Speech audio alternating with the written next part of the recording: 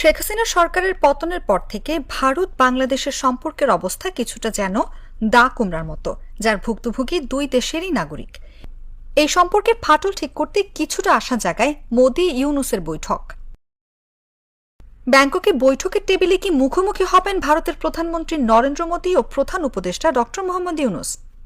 গত কয়েকদিন ধরে এই বহুমূল্য প্রশ্নই ঘুরপাক খাচ্ছে কূটনৈতিক আঙিনায়।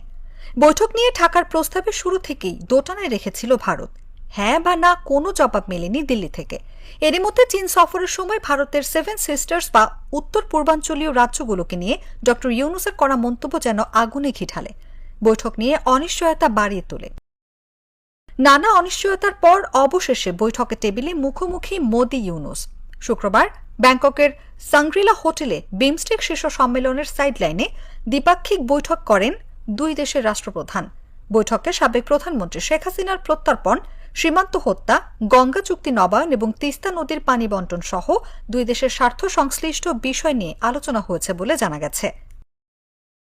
তবে প্রশ্ন হচ্ছে, বাংলাদেশ ভারত পুরানো বন্ধুত্বের কতটা নবায়ন হলো শীর্ষ দুই নেতার বৈঠকে, কিংবা 5ই আগস্ট পরবর্তী সম্পর্কের কি আদৌ উন্নতি হবে?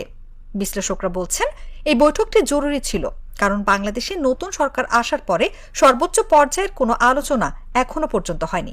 এছাড়াও শীর্ষ পর্যায়ের পারস্পরিক আলোচনা হলে এক ধরনের দায়বদ্ধতা তৈরি হয়। বাংলাদেশ ভারতের যে সুপ্রাচীন সম্পর্ক রয়েছে, এর মাধ্যমে সে সম্পর্ক আরও সামনের দিকে এগিয়ে যাবে বলেও মত বিশ্লেষকদের।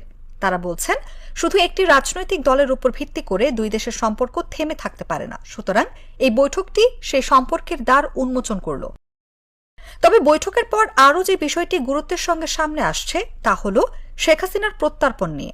যদিও এই বিষয়ে ভারতের সহযোগিতা পাওয়ার আশা 50-50 দেখছে বিশ্লেষকরা। তাদের মতে এ বিষয়ে দ্রুত কোনো প্রতিক্রিয়া পাওয়া যাবে না দিল্লির থেকে। ভারতের জন্য শেখ হাসিনার প্রত্যর্পণ সংক্রান্ত আলোচনাটি ঠিক স্বস্তিদায়ক নয় বলেও মত অনেকের। তবে বিশ্লেষকদের কথা স্পষ্ট, অস্বস্তিকে পাশ কাটিয়ে সম্পর্ক এগিয়ে নিয়ে যাওয়া হোক, কিংবা অস্বস্তি পুষে রেখেই ওয়ার্কিং রিলেশন বা কাজের সম্পর্ক স্থাপন যাই হোক না কেন, তার পথ চলা শুরু হয়ে গেল ব্যাংককের এই বৈঠক থেকে। অনুভা বিশ্বাস, জাগো নিউজ।